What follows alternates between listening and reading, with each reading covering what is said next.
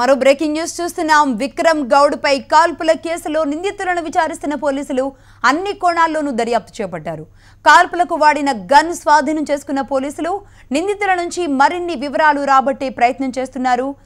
ఇందులో సంబంధించి కొన్ని వస్తువులు హైదరాబాద్ షేక్పేట నాలాలో పడేసినట్లుగా చెప్పడంతో జీహెచ్ఎంసీ సిబ్బందితో గాలింపు చర్యలు చేపట్టారు.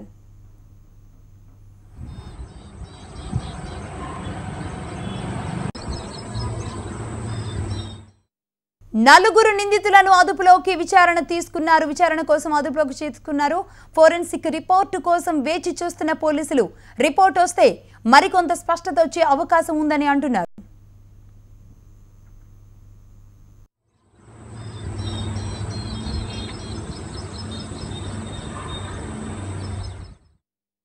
విక్రమ్ గౌడ్ పై కాల్పుల కేసులో నిందితులను విచారిస్తున్న పోలీసులు అన్ని కోణాల్లో కూడా దర్యాప్తు చేపట్టారు.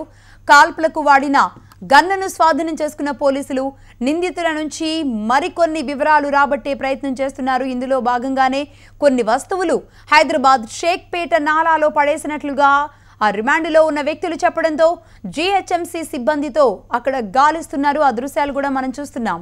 అయితే నలుగురు నిందితుల్ని అదుపులోకి తీసుకున్నారు.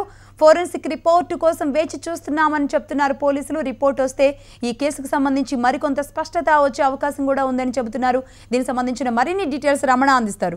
రమణ, ఇక్కడ విక్రమ్ గౌడ్ విషయంలో అంటే మెయిన్గా పోలీసులు తుపాకీని స్వాధీనం చేసుకున్నారు, బట్ ఇంకొన్ని వస్తువులు పడేశామంటున్నారంటే ఎలాంటి వస్తువులు అయి ఉంటాయి అనేది ఒక క్లారిటీ ఉందా?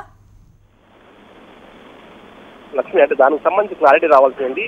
కాకపోతే ఎవరైతే అరెస్ట్ అయిన నిందితులు సమాచారం మేరకే ఈ యొక్క షేక్పేట్ నాలాలో జిహెచ్ఎంసీ అధికారుల వారి సమక్షంలో పోలీసులు తనిఖీలు నిర్వహించారు. వారి సహాయంతో ఈ తనిఖీలు కొనసాగాయి. దర్యాప్తులో భాగంగా ఎంత జరుగుతోంది, నిందితులు ఇచ్చిన సమాచారం మేరకు ఈ యొక్క సెక్షన్ చేశామన్నట్టుగా పోలీసులు సూచన చెప్తున్నాయి. ఏదేమైనా కూడా మొత్తం మీద ఈ వ్యవహారంలో విక్రమ్ గౌడ్ ఒక పథకం ప్రకారం ఇదంతా చేశాడు, అప్పుల బాధలు భరించలేకే తను ఒక హైడ్రామా క్రియేట్ చేశాడు అనేటువంటి విషయంలో మాత్రం పోలీసులకు స్పష్టత వచ్చింది. ఆల్రెడీ ముగ్గురిని అదుపులో తీసుకున్నారు. ఇంకొక వ్యక్తి కూడా దొరకాల్సిందని చెప్తున్నారు.